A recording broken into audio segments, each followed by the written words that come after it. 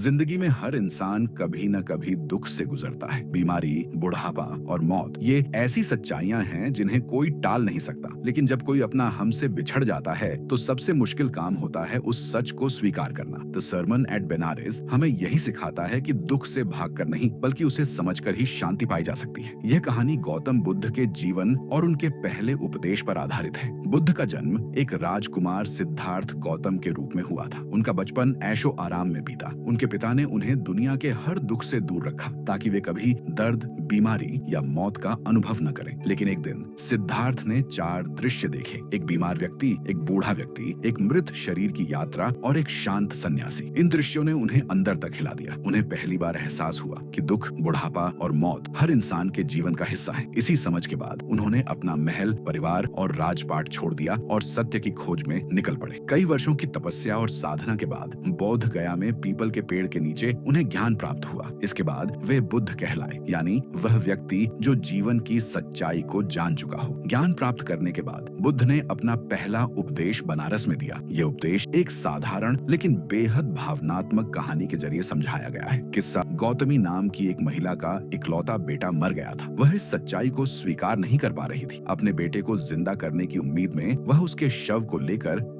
घर घर दवा मांगती फिर रही थी। लोग उसे देखकर दुखी होते थे, लेकिन कोई उसकी मदद नहीं कर सकता था। अंत में लोगों ने उसे बुद्ध के पास भेजा। बुद्ध ने उसकी बात सुनी और कहा कि वह एक मुट्ठी सरसों के बीज ले आए, लेकिन ऐसे घर से जहां कभी किसी की मौत न हुई हो। किसा गौतमी इस उम्मीद में पूरे शहर में घूमी। हर घर में उसे सरसों के बीज तो मिले, लेकिन हर घर में किसी न किसी की मौत की कहानी भी मिली। कहीं किसी ने बेटा खोया था, कहीं माता पिता, तो कहीं पति या कोई प्रिय व्यक्ति। धीरे धीरे उसे समझ आने लगा कि मौत सिर्फ उसके जीवन में नहीं आई है, यह हर इंसान की सच्चाई है। उसी पल उसका भ्रम टूट गया और उसे बुद्ध की बात का असली अर्थ समझ आ गया। बुद्ध ने सिखाया कि शोक और शिकायत मन को और अधिक दुखी बना देते हैं। जो इंसान दुख को स्वीकार कर लेता है वही सच्ची शांति की ओर बढ़ता है। मौत को बदला नहीं जा सकता, लेकिन उसे समझकर जीवन को शांत बनाया जा सकता है। यह अध्याय हमें सिखाता है कि जीवन अस्थायी है, दुख अनिवार्य है, लेकिन शांति संभव है। जब हम सच्चाई को स्वीकार करना सीख जाते हैं तभी हमारा दुख कम होता है और जीवन का